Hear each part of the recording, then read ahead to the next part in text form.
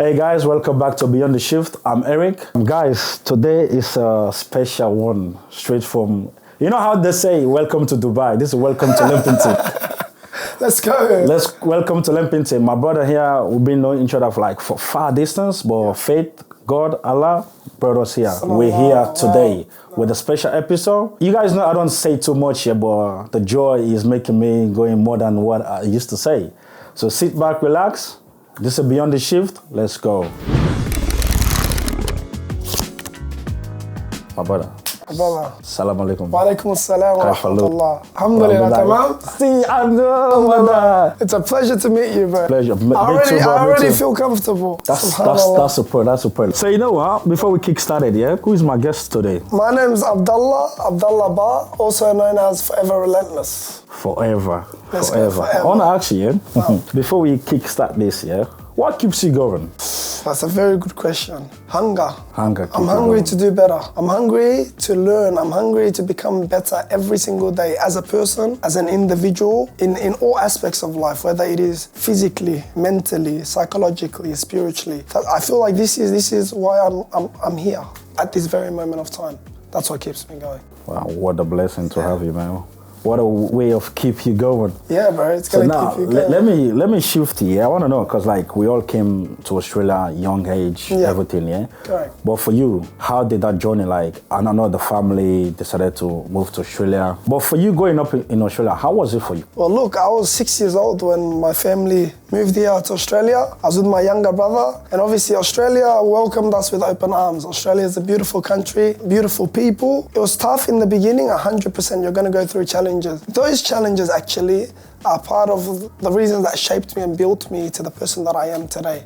So I say alhamdulillah always. Whether it was racial challenges, discrimination, whatever you want to call it, there was the advantages, of course, of being in a safer country compared to where we're from, my brother. You know that one, you're safer here and there's more opportunity here. 100%. But now we're in a position where we can help our people back home. You needed to go through that journey in order to be here. Makes sense? Makes sense. There was the ups, there's the downs. It was tough, a lot of discrimination, but I always stood strong, always stood on my feet. And subhanAllah, over time, I built experience.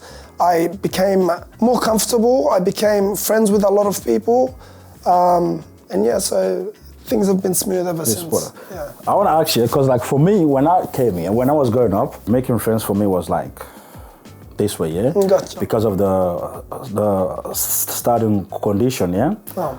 But for you, your first day in school, how was it for you? Look, I'm very social. That's the thing. I can keep to myself. I match energies. This is a trait that I have. I can keep to myself, but I can also be very social and very outgoing, very easy to get to know. I feel like I've always had that as a kid. I always smiled. I remember I'd smile for no reason. So I remember, and now, I think about it now. Because I remember my teachers, especially one specific teacher in primary school, she told me keep smiling. She said that smile is going to have an effect on a lot of people's lives one day. And subhanAllah, even Islam tells us it's a sunnah to smile. You get blessings for smiling at someone, because your smile might be the reason that person's day is lifted. You don't know what someone else that you're crossing the street with is going through. So I think that aspect of me welcoming people in really helped me to make friends and to adapt. So I didn't have those challenges. I just had challenges with kids who are misunderstood. That's the excuse that I'll give them. They're misunderstood. They don't know any better. So they were obviously, whether it was racism,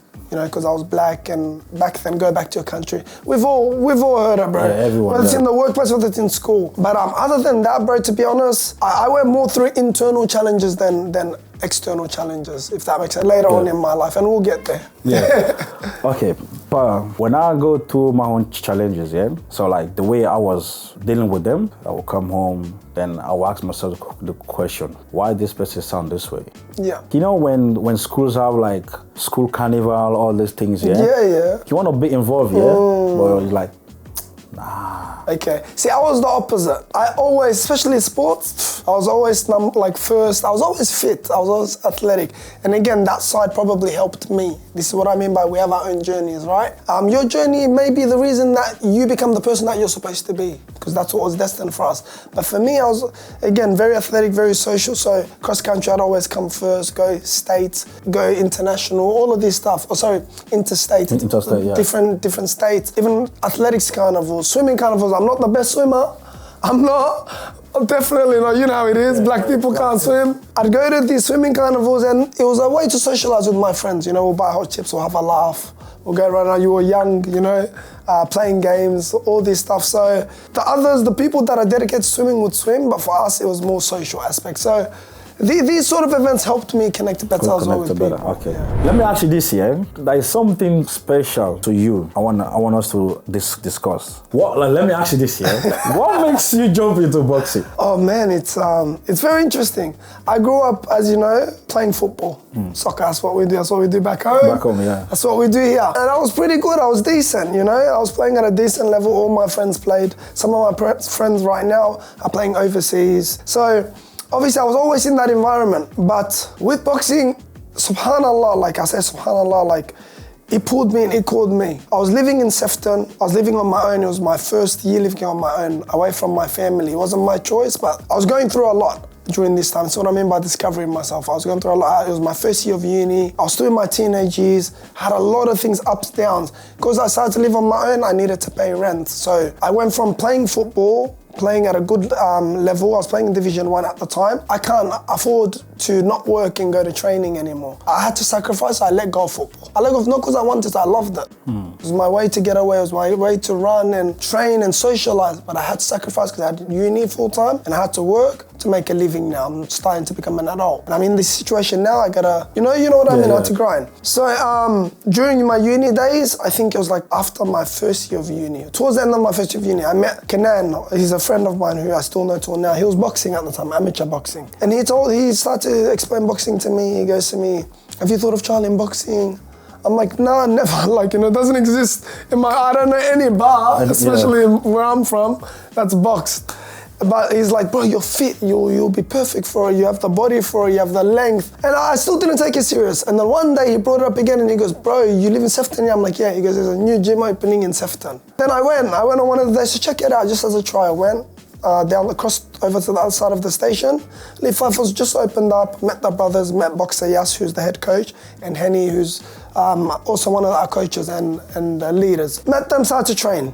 We didn't start with punching boxing, we started with the conditioning, which is the fitness aspect of boxing. Brother, I came from a background of being the fittest in the team. Like I told you, cross-country running interstate. Football, I was the fastest, I can run all day. And here, different level, 20 minutes in, bro,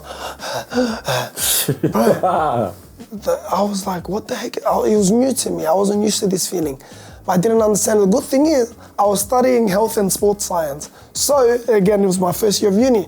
So again, it all aligned. I started to go, after this day, one, I kept coming back because that's who I am. Mentally, I love things that challenge me. This is where that relentless comes from. There's the forever, which is till I die. And there's the relentless, which is that just, I'm not gonna let anything defeat me. If I drop, I'm gonna get back up. If I get knocked down, I'm gonna get back up. If someone says no to me, I'm gonna come back better. That's always been me. And anyone who's close to me, anyone who knows me, that's just my perspective of life. So I kept coming back. And in the meantime, on the other hand, I'm at uni, I'm studying about the cardio, aerobic system and muscle endurance. And I started to learn that that's why. Boxing is not just cardio like football. Football's just cardio, running. There's a lot, there's skills, we know all, but the fitness aspect, it's mainly your VO2 max, right? Whereas boxing, it's muscle endurance. It's how much when that lactic acid kicks into your muscles and you feel like, I can't do anymore, I can't punch anymore. It's building that now, and you can train your body to do that through strength and conditioning. And now, a lot of sports introduce strength and conditioning. Even football, basketball especially, NFL, and obviously boxing is the biggest one. It's a whole different level, right? Wow. So that's why I fell in love with it, bro. And then I got better, developed my skills, and got into amateur fighting. My coaches were very supportive. I built the skill, I picked up the sport very fast, and now I'm a professional boxer. Wow. Yeah. What a calling. Yeah. I want to ask you this, take me. You know how you went for your first session, You finished, you went home. Yes. What came into your mind about, I just did this? What were you thinking like? How was your own mind, your mindset, your body? On my way home from the session, because I lived on the other side of the station, I was walking home and I was just questioning myself. I was questioning, did I lose my fitness? These are the questions I asked. Did I lose my fitness? No, that can't be the case. I was running the other day, I ran 10, 15 kilometers like it's nothing.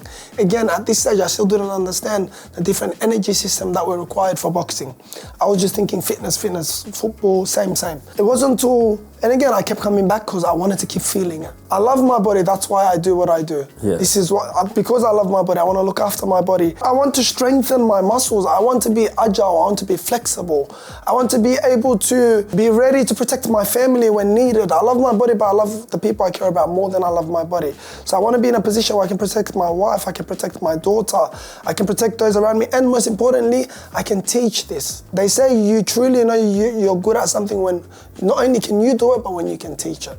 So the fact that, especially growing up now, I have a lot of younger boys and a lot of younger kids who look up to me, and I train kids at the gym and outside the gym, and the brothers by the thing that I told you about. So when I get the opportunity to teach these kids these skills and get them fit, what else does that do for you? It keeps you away from environments that you shouldn't be in, and that's what it done for me. That's what boxing done for me, and that's what it's doing for a lot of the younger boys. It's not just training, it's that being around the environment of people who are like-minded. I want to look after my body, I want to train. You don't have to fight. If you want to fight, go fight. I ended up falling in love with fighting, but you don't have to fight.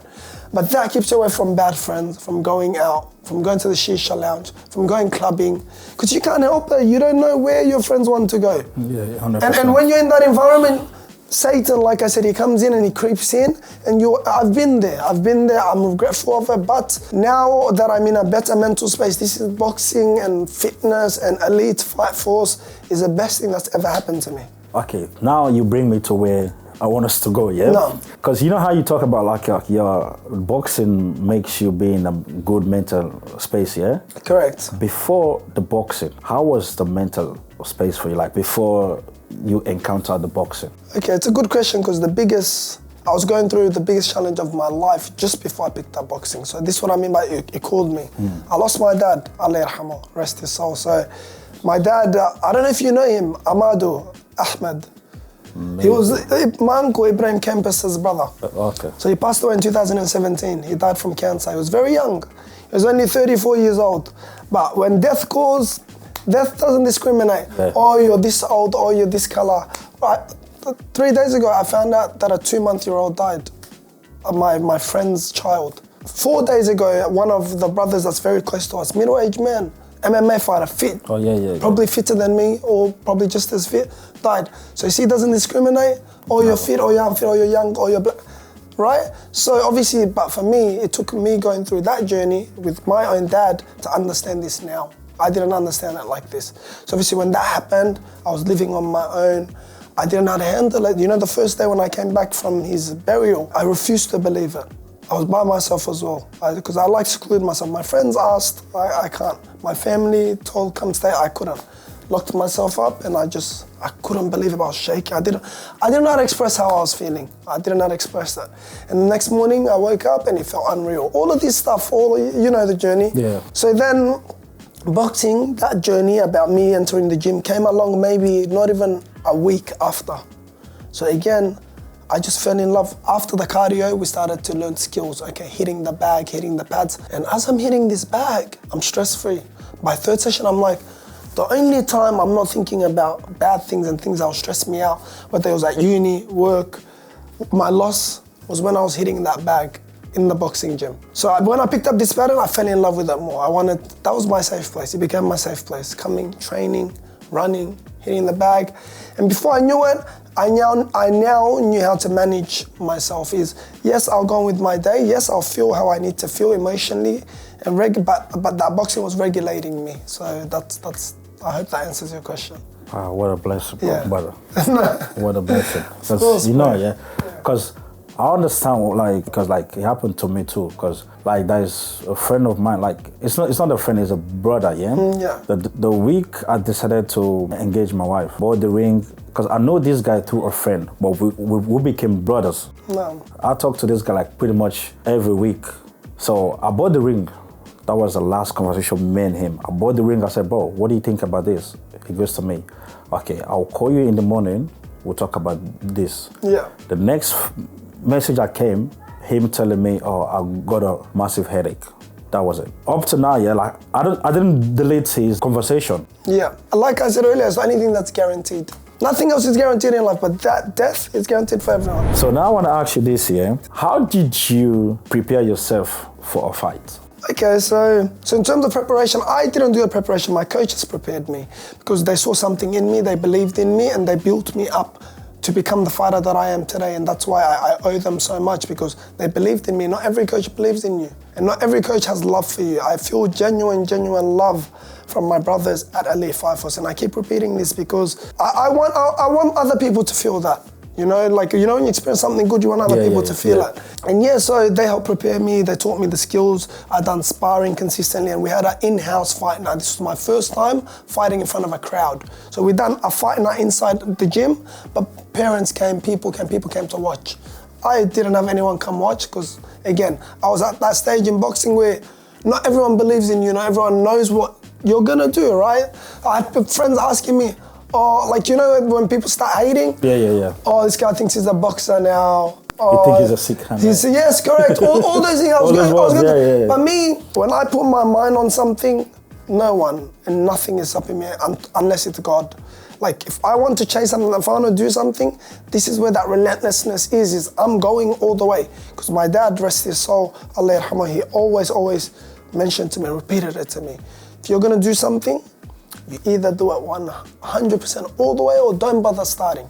Otherwise, the moment you start, step back. Step back, yeah. Or go all the way. And that relates to everything, training, relationships, friendships, anything and everything.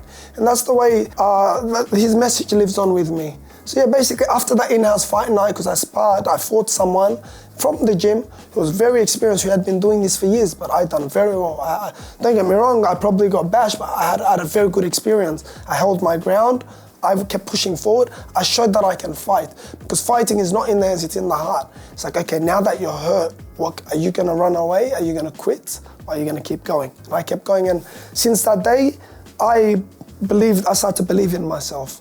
That, okay, I can do this. If I can do this with someone who's been doing this for years, I'm already getting fit, I'm already building skills, I'm ready to jump in. And obviously started in the amateurs, built up my amateur record. My coaches saw something and they guided me and they helped me with my experience. I had over 20, I think just under 30 amateur fights. But as I went on, I also realized, myself and my coaches realized that my style was more of a professional style. So I don't know if you know too much about boxing. That's why I have you here. Yes. So amateur boxing and professional boxing, it's like two different games. Because amateur boxing is like just scoring point speed. Who can tap the most? You cannot be hitting hard, but if you're scoring, the judges are counting. That's amateur boxing. For me, the style that we're taught at Elite Fight Force is we sit and you're calculative. Boom, you find your jab, you calculate, and you find that knockout. And if the knockout is not there, you're doing damage. It builds an amateur boxing because it's longer rounds and it's more rounds, so you have to be able to pace yourself as well. Make sense? Makes sense. Amateur boxing is like 3 rounds, maximum 4 rounds, 2 minutes. Professional boxing, 3 minutes, and you're doing sometimes 8 rounds, sometimes 10 rounds. If you're fighting for a title, 12 rounds. So it's a long game, right? Eventually we developed that, but I knew I had to go through. I realized this early in my amateur career, but I stayed patient because I knew I had to go through the amateur journey in order to get to the professionals. That was my goal now. I had a new goal because I know what I can do in the pros. Maybe not everyone else in my coaches knew, but not everyone else, but I knew. So my experiences in the amateurs, I just took it as, okay, ring experience. Get more comfortable fighting in front of a crowd, because the first time I was nervous. I didn't perform myself. So how did you feel? Were you nervous? You know when you have to speak in front of a crowd, like at school, the whole crowd's watching you and you. Like for me, my voice, like, I already have a husky voice, it goes even softer. I wasn't scared to fight. I wasn't scared to jump in the ring and punch someone in the face, someone else punch me in the face. I've been doing it in the gym. Yeah. Now there's people watching. I don't want to let my coach down. I don't want to let my friends down, my 2-3 friends that's come to my first fight. Now it's built, now you'll see big crowds at my fight.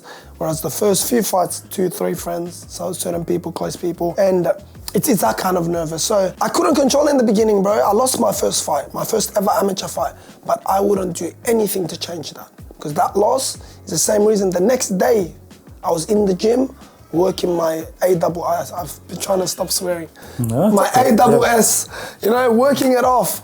I have this rule with my friends now, when you swear, you do 10 burpees. It's been working. It's been working. It's been working. So yeah, so I got back in the gym, put in the work, ready for my next fight. Next fight, guess what? I lost again. You lost again. Those are my first 2 losses. And again, nothing to change it because this is that relentlessness, right? A lot of people, in the beginning journey is where they fail because you've lost, you're demotivated, you're probably like, this is, and those voices came to me. This is not for you. Why even doing this? You don't have to do this. Go do all this stuff, right? And then second loss. Now, I know friends that I started with after the first, second, they're out. They're not doing this anymore. Again, same thing, but that was my test, that was my challenge. After then, kept coming back, kept wanting to improve myself. Maybe, you know, when you win, you get comfortable. If I had won, I'd probably be chilling. Oh, okay, yeah. Yeah, man, this is easy for me. And then coming to the pros and you're getting bashed, which is what generally happens. Yeah. So first 2, and then I went on a massive winning streak after that. After the first 2, win, fighting some of the best in the state, flying to Brisbane and Melbourne, different states, and fighting there as well, fought in the Golden Gloves in Brisbane. I went all the way to the final, and I lost to someone who was very good, very much more experienced than I was, and I lost to him in the final, which was an amazing achievement for me. I was the first person in my gym to go to the Golden Gloves. So all of this stuff, and I fought here for a New South Wales title, and I fought some very, very good fighters towards the end of my amateur career. So all of these experiences, they built me, and even when I was winning, I was still coming back in the gym and working. Why? Because I got used to the feeling of when I first lost. First loss, yeah. Do you get me? So now it's like, I'm not getting comfortable with this. All the way to, we became professional, obviously, we're fighting now as well. I'm now 3-0, so I've won my first 3 professional fights. Fighting for my 4th in a month, November 15th. November 15th. Yeah. So you better show up, you better buy tickets. This is going to be the biggest fight of my career. I'm fighting for a WBC, which is World Boxing Championship recognized, Australasia title. So the title I'm fighting for is going to be recognized internationally, inshallah. Okay. Inshallah. So this is massive. I want to ask you this, yeah? I want to know that feeling when the gym or your manager or the boys, they told you, man, now this next line is you being professional. Yes. How was that feeling for you? This is something I was always looking forward to. I was always looking forward to it while I was an amateur, not so that I can be professional and say I'm professional. It was actually to show what I know I'm capable of. I know, and the people around me, my coaches, they knew based off myself, they trained me. I had more of the professional style. Waiting, sitting, looking, reading, rather than just da-da-da-da-da, right? So the fact that I knew that, the moment I found out, like I remember my coach told me, you're gonna have your professional day, but I didn't think it was real. I'm like, by 10 months, I controlled myself until I executed it. I could have I didn't. I controlled myself, and I put my head down, I trained. I went to Thailand with my coach, just me and him to do a training camp. That was also one of the best experiences of my life because we were training 3 to 4 times a day. And anyone who's been following me saw the journey because I had always post up, I document my stuff. So I was training there with some of the best athletes in the world, whether they were boxers or not, we were doing conditioning. I was peaking, bro, I was peaking there. I was ready to fight after a week. Being in Thailand for a week is like training here for months. That's the difference because you're locked in. It reminded me of the kickboxer movie. Have you watched it? Oh, yeah, Van Damme. Jean-Claude Van Damme. So I felt like I'm away from my family right now, I'm away from everything. I'm disconnected. Just me and my coach. Wake up early in the morning, pray, fajr, train. Have a small rest, have a small meal, 10 a.m., train. Go eat lunch. Nap, come back, train. Recover in the evening, come back, train. Right. It's inevitable. You're gonna level up when you put in the work. So by the time I came back from that fight, I knew I was ready. I was sparring with some Russians and some Thais or whatever over there. So when I came back, I was this is the most ready I've ever been. So that was my preparation towards my professional fight. It wasn't until I finished the fight and I won. And it wasn't my best performance, but it was definitely a statement made to the people and to my fans and the people that support me that, okay, this guy's got something. Like this, what we're seeing in the pros is not what we saw in the amateurs. So from then, that's when I then sat back and it clicked when I was rewatching my fight when I got back home, because I always rewatch my fights. I was like, wow, like I done that, like we're pro now. That's when that feeling you're talking about, that's when it kicked in for me. Wow. And then that's what I'm chasing for right now, brother. I'm fighting for a world title, brother. And inshallah, we're going to be fighting overseas soon. And we're bringing everyone up with us, inshallah. Inshallah. Yeah. I want to ask you this here, because like, look, don't get me wrong, yeah? Like, just like what you said, you have people out there watching us now, yeah? If you have to advise a kid who is watching you now, like who's like wanna be the next boxer or anything, yeah? Okay. Or how can you convince people out there like what boxing is? Look, I have a thing that is just do it. You Just know, do it. you know how Nike says just do it? Just don't contemplate too much. You know, I believe this is now, I'll connect it with my spiritual side. I believe contemplation comes from Satan. He doesn't want you to do better. He doesn't want you to be the fittest version of yourself, the strongest version of yourself, the most dedicated, the most practical, the most resilient version of and consistent version of yourself. Why? Because if you do that, how are you going to commit bad and do bad things? You're so focused, you're so locked in, and then you start to clean up all your life, not just boxing, not just MMA. Like I said, your environment changes, right? Not just, oh, I'm getting stronger and fitter, I'm becoming a boxer. Your whole perspective of life changes. A family dynamic, how you treat your family, how you treat your loved ones, how you inspire them to look after their bodies. All this stuff changes. So one, just do it. Don't hesitate. If you do it for a few months, weeks, whatever, you don't like it, what do you have to lose? What did you lose? A few hours of your life? We lose a few hours of our lives sitting down and talking rubbish all day. Yeah. Or eating bad food. Argue about, Arsenal is on the top Correct. of the league. You know why I stopped gaming? I used to be big FIFA, GTA. I used to play games a lot when I was younger. But as I obviously started living on my own and I picked up boxing, I remember I was one of the first people to buy the PS5 when it came out. My friends will come and they'll see dust all over it and they'll laugh at me like, why does Abs have a PS5? It just collects dust. Until I decided, I'm going to sell it. Sold it, made quick cash, no worries. But why? Why did I get out of gaming? Because this is a message to the kids, to the younger generation. I thought to myself, why am I sitting down, wasting my time, playing a game of a character, whether that's a professional soccer player, Mbappe, whoever. Why am I sitting down controlling this guy who's already made, he's already successful? And why am I not out there running, training, investing, learning business, learning a trade, and bettering myself? I'm my real life GTA character. Wallah, that was probably one of the biggest life-changing moments I ever had in my life. I am my own character. This is my real life. I sit there for hours and hours and I'm losing, I'm not investing. Whereas, you'll never lose when you invest in yourself. You can lose when you invest in a market. It's possible, you can win, but you can also lose. You can win and you can lose when you invest in people, other people, because you can't guarantee how that person's gonna feel tomorrow. But in yourself, you can never ever lose because you're building yourself to become the best version of yourself. How can you lose? You're better than you were yesterday.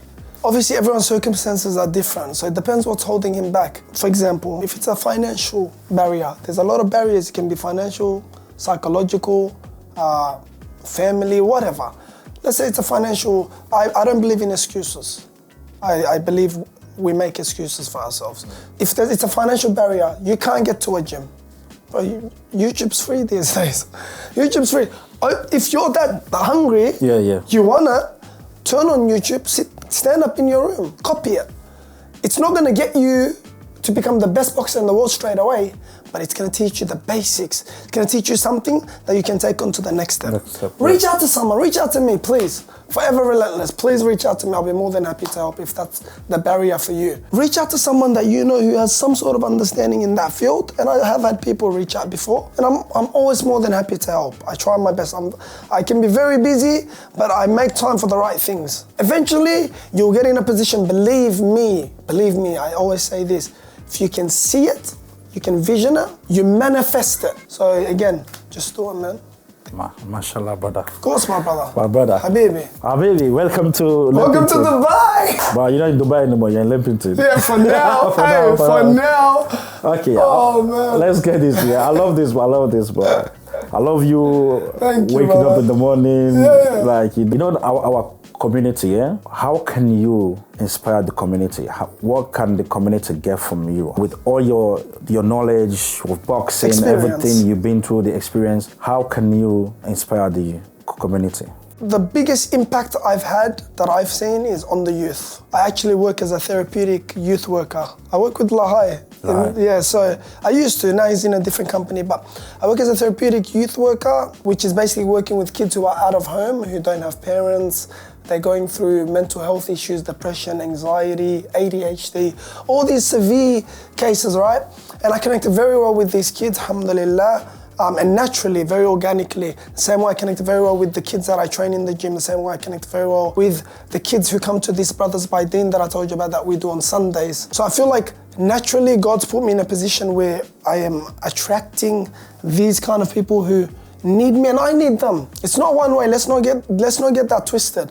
It's not just they need me, I need them, because the more I have people like this and younger people like this around me that keep me going, they keep me on my toes and they keep me on the right path. Because it's like, okay, I'm an example now. I can't slip up. And I will slip up here and there, but I can't, I've got to stay focused. I guess I've got to do that for them now. I've got to inspire them. I've got to do it for them so that they can see where hard work gets you, where dedication gets you. So for me, that's definitely my biggest category would be the youth, but anybody can relate. Anybody can relate to Forever Relentless. It's not limited to athletes, it's not limited to young people, it's for everyone. If you're somebody at home who's just genuinely going through it mentally and you don't know what to do with your life, be relentless, stay hungry, keep striving, find something, don't ever give up.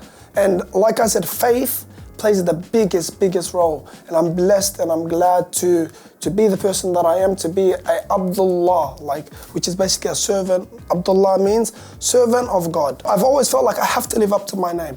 Even if you are doing it. Even if it doesn't mean being the most perfect Muslim, the most religious. No, being a servant of God, simply just spreading the message that I'm spreading, being the person that I'm being, trying my best, inspiring, motivating towards good and towards looking after yourself, then I feel like that does it, you know? Wow. Yeah. So, let me ask you this, yeah? Tell me. Who is your inspiration in fighting?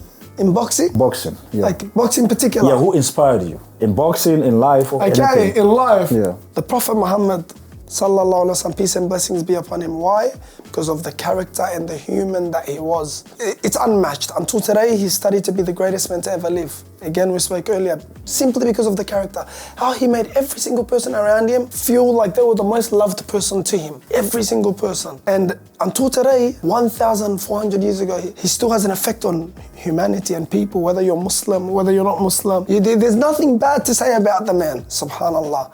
And everything he done was with wisdom. And now science is looking into his acts and the way he done things and how it's sunnah. Sunnah means the way he done it. You take 3 sips when you're drinking water. Why that is, you don't breathe into the vessel when you're drinking. You walk a certain way, you eat a certain way. There's wisdom behind it. Now science finding out that these things are bad for you. We don't eat pork obviously as Muslims. Why? The pig is bad for you. We don't drink alcohol. Why? You get me? All these things are found to be bad for you. So the Prophet ﷺ, number 1. Number 2, Muhammad Ali. Muhammad Ali, because why? I knew this was coming. Now Muhammad Ali relates to Islam and it relates to boxing. The person that he was. So I wish you had Muhammad Ali's number, but Allah yarhamu, Allah yarhamu. I used to. Yeah, the voice. That means you still have connections. So basically, Muhammad Ali, unmatched man. Like the person he was in the ring, the fighter that he was, the skills that he carried was one. The way he inspired the black community and the African American community to rise up, and the way he always stood strong, even at a time when he was so tough in that era that he was in, so strong against the white man, and traveled around the world to inspire the rest. He stopped wars. This guy went out in danger to stop wars, and he went out to see his people as well in his homeland, in Africa. And he went out and he did not discriminate, white, black, red, and just the inspiration that he was. And until today, he's also someone who inspires me and inspires a lot of people. And third, lucky last, would be my father, Allah yarhamu, rest his soul, because until today, he still inspires me. Whenever I want to make a decision, I always think, what would he say? And I told you certain things that he taught me about this world and this life that we live in, and I'm happy for him. I'm happy for him that he's gone. He would hate to be in this time that we're living in right now. I know him. I know he would hate it because everything's just messed up now. Society's messed up. Yeah. And he used to talk to me about this, but I was too young to understand. And how crazy now that he's gone, when I see things, I'm like, that's what he meant. Now it's coming back to me. But my favorite fighter right now, Terence Crawford. So sorry, I know I have a long answer. So if you have that phone call, like to have a session with him, yeah, how would that be for you? Bro, it'd be the best thing in the world. I'd pick it up right away. I'll go wherever I need to go right away. Because I'm all about opportunity and learning. I'm addicted to learning. Okay. So before we round up here, yeah, what legacy you want to leave? Oh man, I want to be a quarter of the man my father was. I want to be an ounce of the man Muhammad Ali was, which is the legacy left behind. And I want to be a speck, a little dust of the man that Prophet Muhammad ﷺ was. That's the legacy I leave behind. These people are people who have left a legacy for us, people such as myself, and many, many hundreds and thousands, millions of people still look up to. I just want to be remembered as a good person, somebody who lived well, treated everyone well, died as a Muslim, inshallah, and somebody who had a massive, massive impact on the younger generation. That's what I want to be remembered as. Just good, man, just doing good. Wow. Trying. What a legacy, inshallah. Okay, now, quick one before we go. What's up with this Dubai, bro? Invest in Dubai, what's up? How did that happen? By the way, I don't have real estate experience, previously to Dubai. I was in sales, as you know. Where was I? Where'd you meet me? Foot Locker. Foot Locker sales, and everyone knows this. I was known as the Foot Locker guy. Of course, bro. I was on their social media. I was doing modeling shoots with them. I was making sales. I've been in the industry for 10 years, sales, so Foot Locker. So yeah, so obviously and Foot Locker played a big role in my life in the sense of meeting different people. You meet a lot of people, you meet from all sorts of backgrounds and races, people that are interested in all types of product. And alhamdulillah, I've always been a person who gave my honest opinion on things, even when it came to shoes and clothes. Yes, we have KPIs, and I remember when they first started to train me at Foot Locker, they wanted me to sell a certain way. This is how you greet the customer. Don't get me wrong, I took some things, but like yourself, with I remember you told me you want to keep this organic, what you're doing. That's how I thought. I wanted to keep it organic. And keeping it organic is actually what brought me more customers. Being genuine about it. If I didn't like something, I don't like it. But you might like it. You want something comfortable, but you want something that you can also go in it? Okay, I'll guide you here. You like basic colors? Okay, black, white, gray are your basic colors. But I'm not a fan of this. You need it though. You might like it, try it on. Oh, I love this. Beautiful, that's for you. Someone else might come in and say, nah, you're right, bro. You get what I mean? Yeah, I got you. So that's who I am, and I can't change that, right? So Foot Locker played a massive, massive role in obviously my understanding of people, my understanding in sales and customer service, and always exceeding the customer's expectation. But also, I feel like every aspect of my life has actually led me to this real estate thing right now. Because even the youth work job that I do, work as a therapeutic carer, understanding that there's people who suffer from psychological and mental illnesses or challenges in their lives, people from all sorts of backgrounds and races, just being that light for them, you know, bringing a bit of light into their lives and making them happy and giving them what they need, as well as not just what you want, what they need. You get me? That's one side. Obviously, boxing plays a big role as well. Being in the fitness industry, this is actually what opened the door for me. The Dubai door is boxing. Our coach, Henny, so I mentioned boxing, I said Henny. Henny has officially moved to Dubai. He lives there now. He's opened up a gym there now. You would have seen I tagged the Alpha Club. The Alpha Club in Dubai, he owns it. You drive luxury car hire, they own it. Yeah. So he opened this door for me because he comes back and forth a few times a year. And a few months ago, he came and I opened up to him because I've always had the goal to, not now, don't be scared people, but eventually had the goal to migrate to an Islamic country. Not for any reason, but just because I feel like especially now that I have a daughter, I feel like I want to raise her up in a good environment. And again, Australia is home, Australia is beautiful. I have my family here, I have my brothers here, I have my family here. It is always going to be home, which means I will always be here. But does that mean I have to be bound like a jailbird? No. If there's opportunity, this is advice as well, go out, find it. You don't know where opportunity lies for you. But make home home. Australia's home, like I said, because I actually finished a Bachelor's of Health and Sports Science. So I can work as a physical education teacher. That was the route I was going to take with my family when the time comes, whenever the time comes, 5 years, 10 years, to go utilize that degree over there, because I know there, it's a good paying job over there. And they look after you because it's a government job. So I spoke to Henny about my goals, and he advised me to look into the real estate game. Because him and the boys, him and his brother-in-law, they've opened up a real estate firm. Look into it. You know, so I said, if it's something you like, my door's open. I'm here to help you. This is what I mean by the kind of brothers we're surrounded with at Elite Fight Force. I'm here to help you. You know, and Islam does that for you. Islam no matter who you are, where you are. I've known him for a few years, but he's ready to open arms to me. And since I went to Dubai, because initially my family and I'll try to summarize, my family and I were meant to go on a trip, but we weren't meant to go to Dubai. We were meant to go to Saudi, do Umrah, Egypt, and come back. So Dubai worked because when Hani told me about this, I had to connect, I started to do my own research now. Okay, the real estate, Dubai market, what's it like?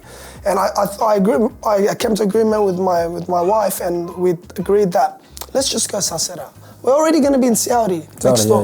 Let's go suss it out. I was only meant to be in Dubai for 10 days. I ended up being in Dubai for a month and a half because we kept extending. I had momentum, things were happening. I had time with my family. My family were loving it. But I was also learning and growing. Like I said, I'm addicted to learning.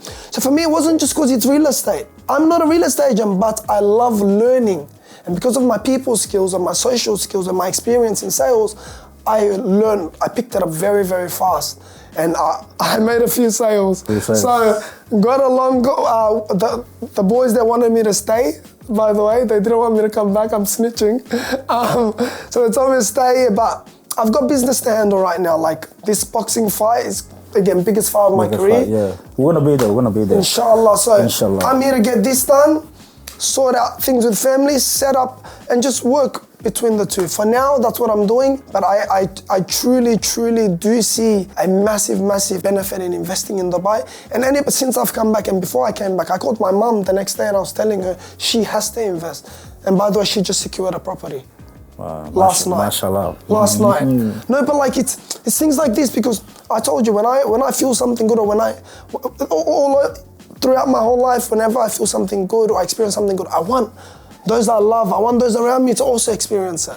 So for me, I'm not looking at it as real estate, because it's very different to Australian real estate, by the way. The Dubai market is just going up. It's not like here, where they can drop at any moment of time and be like, okay, we're adding tax, we're adding interest. There's no tax in Dubai. There's no interest.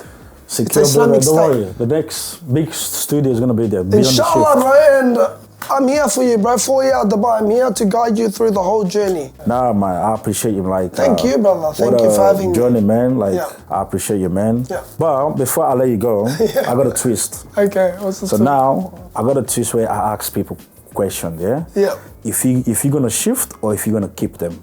So shift if you move to just like how you moved to Dubai. Yeah. But if you're gonna keep, you stay in Australia with us. Oh, but you tell me why. Oh my God, that's crazy. So man. you tell me why. Oh, yo. Okay, first question. Fear of failure or hunger to win? Which one? Which one would I rather? You shift or you keep? Hunger to win, because that's what Relentless is. I'm hungry to win all the time. Not just hungry to win, hungry to evolve and develop. Okay. Yeah. Good one. Boxing for money or boxing for purpose? Boxing for purpose. Because again, my whole mission and the mission that I'm on is, one, challenging myself to see the better version of myself, and two, along the journey, I've been able to inspire people, and now I'm fighting for my people. I went to Guinea in April, my first time in Africa after 20 years. And I remember since I got back, one of my first posts, and you can go back to it, I posted me mucking around in Guinea with some of the community there, that I'm inspired again. I want to fight for my people, as in, I want to do a lot. I want to do a lot for my community here in Australia and my community back home. So that for me goes beyond anything, bro. Sack the money. Of course, you need money to get to those places. I'd be lying if I said I don't need the money. We all need the money. You need the money in order to put a roof over your head, but I don't put the money first. The money comes, it comes. If it doesn't, it wasn't meant for me. 100%. Simple. Okay, last one. Being perfect or being consistent? Being consistent. Easy. That's the easiest one, brother. Okay. There's no such thing as perfect. Consistency and building and growth is all that we need in our lives. Mashallah. Bonus one. Fame or legacy? Legacy. I don't know why. Yeah, like, I already know. Hey, by the way, I have something for you, bro. Hey. You know, before you are repping, fam. Brother. That's for you, my brother. Forever. Oh, man, I appreciate you, bro. Of course, bro. Say, look. Plenty more where that came from. I'm going to be honest here with you. No. Whatever I'm doing now, like, I dream about this. Like, I know somewhere, somehow, the doors are going to be opening. Of course. Of course, my brother, inshallah. Deep down, from the team, from everyone, I appreciate you, bro. You're welcome, my brother. Man, thanks so much for everything great. you do. You're a genuine human, bro. I sense it. I'm very good at this. But I'm very good at this. We're mates. And I appreciate that. Nah, but like... Yeah, let's go, baby. Beyond the Shift. If you're not following them, follow them. Let's go. The next episode, I'm going to put... You know what, let me try it. I don't... Yeah, try it on, bro. Suss out the material. We want your honest thoughts, brother. We want your honest thoughts. This is... I'm going to wear this one to work today. Yeah. Let's go. Yeah, Let's hold. Enjoy. Plenty more. Inshallah. By the way, that's an unreleased shirt. So, I'm blessed. no, We're you're blessed. Fully blessed. 4 year rapping. Yeah, bro. Guys, it's here. It's here. Relentless. There's no going back. It's forever. Forever. Which means beyond the shift forever. Before I let you go, with all your journey, with everything you've been through, I only ask my guests about Beyond the Shift. Okay. If you're gonna put your journey in, everything you explain to me, we discuss what Beyond the Shift means to you. A platform, man, a platform to share who I am, why I do what I do, and why I'm on the journey that I'm on. It's good because I'm still on the journey. The questions that you've asked me, you reaching out to me firstly, it inspired me, believe it or not. You might feel like I inspire you and I inspire this, but it inspired me because it's like, okay, this is one of the brothers trying to, I love seeing that, I love seeing hustle. And the fact that I came in off camera, you're telling me why, and I can see it in you, that you're doing this genuinely because you enjoy it, because you love it, and because you want to create a platform for us, people like us. So for me, it means everything, bro, because this platform may be the reason that another young person is inspired or somebody's day is made, you know? Even if it's one person, that's more than enough. Not to talk about if it's 10, 15, 20. Only Allah knows. That's the goal, that's the goal. Man, I appreciate you for Thank coming you, to my village. Yeah, I got you. But thank you for having me. I pray that everything you lay your hands on, every time you jump in that ring, blessings. Amen for all of us.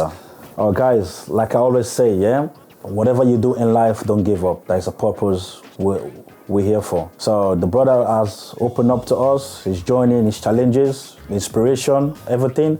Watch out, guys. The fight is coming. Let's turn up on when? November, the 15th, The 15th of November. Saturday, the 15th of November. I'm going to be there. DM me for tickets. Be there. Or DM Eric and he can get some tickets. I'm going to put the link down. Everything you guys need.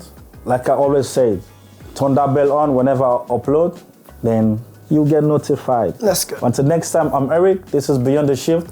Let's go. Wow. Zarda, Habibi. Thanks, man.